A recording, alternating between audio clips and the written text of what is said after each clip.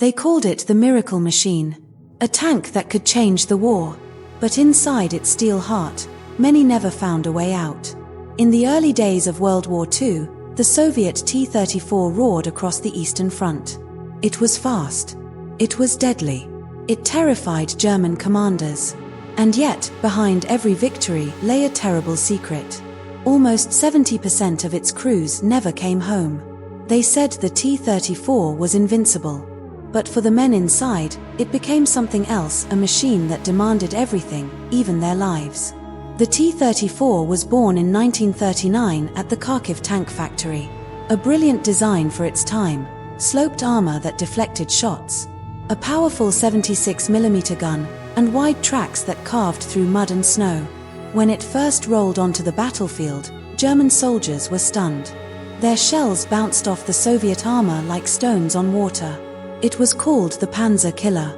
But what those crews did not know was that inside this iron beast was a death trap waiting for them. Each T-34 carried a crew of 4 or 5, a commander, driver, gunner, loader, and radio operator. They were young, barely trained, many just farm boys turned soldiers. The inside of the tank was cramped and boiling hot. The engine roared behind a thin steel wall. Fumes and smoke filled the air. Every movement meant brushing against hot metal. And when a shell hit the T-34 just right, the fuel often ignited. There was no fire suppression system. No escape hatch big enough for a man in panic. The tank became a furnace of fire and oil. Historians later called it the iron coffin syndrome. Crewmen trapped inside their own machine of salvation. Official Soviet records remain blurred, partly hidden by propaganda and war secrecy. But military analysts estimate that between 1941 and 1945, nearly 80,000 T-34 tanks were built.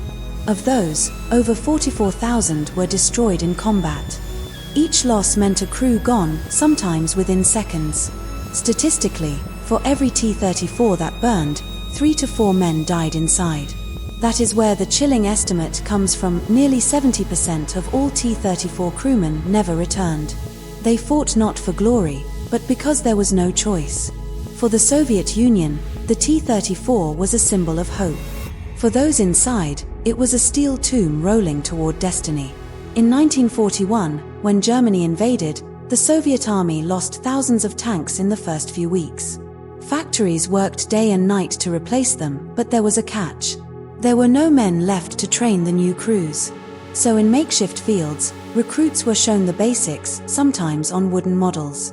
They memorized controls by drawing them in dust. Then they were sent straight to the front lines. One survivor later said, "We learned to drive on the way to the battle." Most never got a second lesson. Each tank had names painted on its side: Motherland, Victory, or simply a woman's name. A reminder of home. The men inside believed in those words. When one tank fell, another took its place. But to understand why so many died, we must see beyond the numbers into the design, the doctrine, and the cruelty of war itself. Because sometimes, the greatest weapon of a nation can also be its greatest sacrifice. They were told the T-34 was invincible, that it could take on any German tank and win. But the truth was far more complicated. The T-34 was powerful, yes, but it was also rushed. Every factory worked without rest, producing hundreds every week. And when you build a miracle in a hurry, mistakes become fatal. The fuel lines ran dangerously close to the engine. The ammunition racks surrounded the crew. If a shell pierced the armor, the entire tank could explode in a single flash. Survivors described it as a firestorm, a moment where light filled every corner. And then, nothing. One Soviet engineer later admitted, "We designed for numbers, not for survival." The philosophy was simple. If one tank is lost, we will build 2 more. If one crew dies, another will replace them.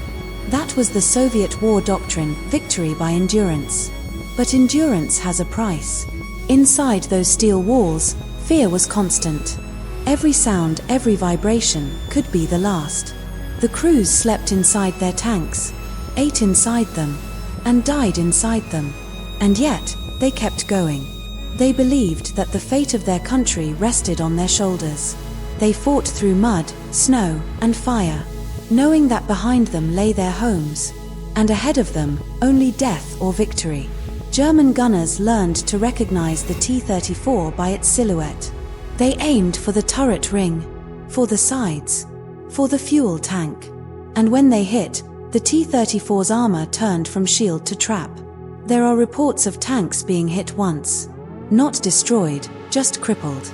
And the crew, trapped inside, slowly suffocated as smoke filled the compartment. No one came for them. The battlefield was a graveyard made of metal. After the war, German officers said they respected the T-34, but pitied the men who rode it.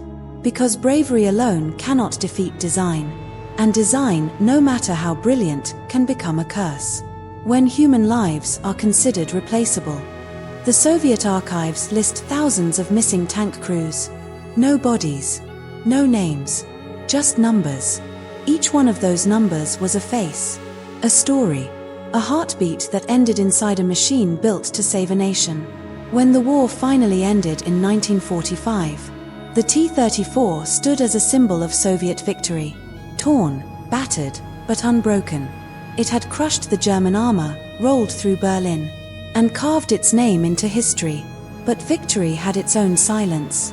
For every tank that returned, 3 never did. For every medal pinned on a uniform, there were a dozen names that no one remembered. Families waited years for news that never came. A mother would hear the distant sound of an engine, step outside, and hope it was her son returning home. But it never was. The official stories spoke only of heroism and triumph. The reality was buried under pride and propaganda. Those who survived rarely spoke of what they saw inside those tanks. One veteran, years later, said quietly, "We didn't drive machines, we drove coffins with courage." That single line became a whisper of truth in a world built on victory songs. Even after the war, the T-34 kept fighting.